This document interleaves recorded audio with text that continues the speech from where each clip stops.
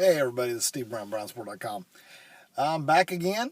Decided to go out and do some sightseeing in Maryland and found a Hollywood casino. Might as well stop in, see what the games are doing, and see how I do. All right, take care, guys. I'll talk to you in a bit. Bye. Hey everybody, I'm back. Interesting little place. It's a Hollywood casino in Perryville, Maryland. And it is, for lack of a better word, it's a nice place. People are nice, but it's kind of a hole in the wall. And I mean that in the nicest way possible. Literally, the casino is one big room, and there's only one cashier. There's one poker room that has 6 tables.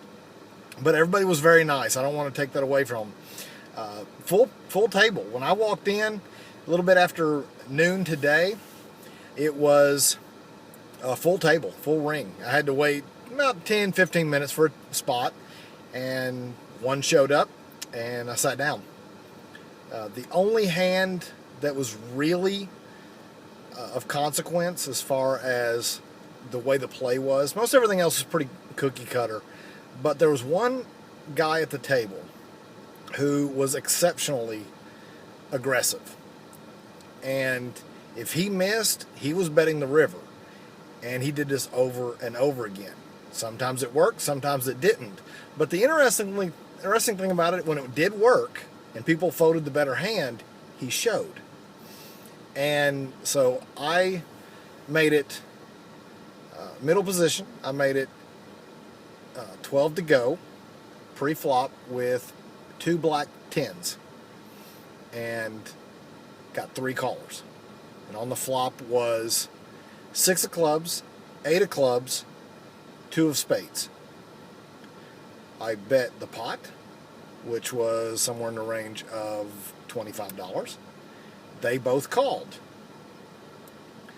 On the turn was an 8 of spades.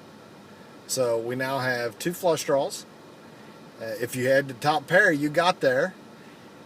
But something didn't feel like anybody had the 8. And on the river was the king of spades. We checked around on the turn, by the way.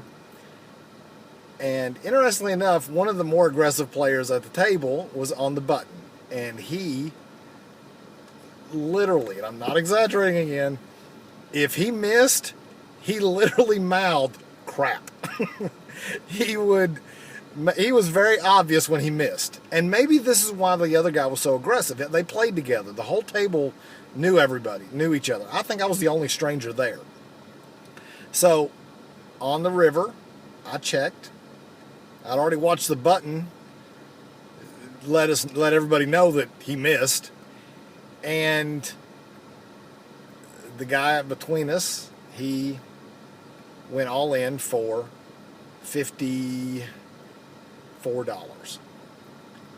I admit I had to sit for a second and think, was this guy on a flush draw?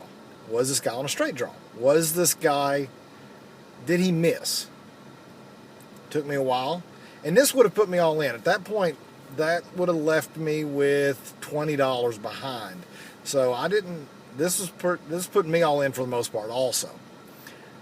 And I thought for about a minute, but I just couldn't put him on a real hand. And the reason I say that is because I had watched him over and over and over again play every draw, and if he missed, he pushed. And it just felt that's what he did. And so I was a reluctant call, I admit. I reluctantly called, put out $55 in reds. He turned over 2-4 of clubs. So he had a pair of 2s, he had 2 pair. And I turned over a pair of 10s. I won with 2 pair of 10s over 8s. So that's the biggest hand, and that actually not quite tripled me up, but it put me a little on the just under $300. And I played for another 20-25 minutes, and here I am. So just something to be said about reading ability and playing with people and watching what they're doing. This guy did not help his game by showing every bluff he hit or every push that he did. I mean, he and another guy got into a raising war. The other guy had ace king, and this guy had king 9 off. And when he made his river bet, the guy with the ace king hemmed and hawed, and turned over, and he said, I guess you got it. And he goes, no, but I knew you didn't, or something to that extent. It just felt like this guy, that was his game. Push, push, push, push. So that's why I called him. I'm not sure I could do that every time, but after I'd sat there for an hour watching this guy play, that's why I did it. So again, it's a beautiful day out here, as you can see. It is wonderful. So I decided, you know what? An hour and a half is good enough to play, get stuck inside. I'm going to go and drive around and see what's here in Maryland, and I will show you some more updates. Talk to you later. Have a great day. Bye. Hey everybody, it's Steve Brown again, as usual. Just letting you know, had a good day. Drove around quite a bit, saw a lot of Amish farmland.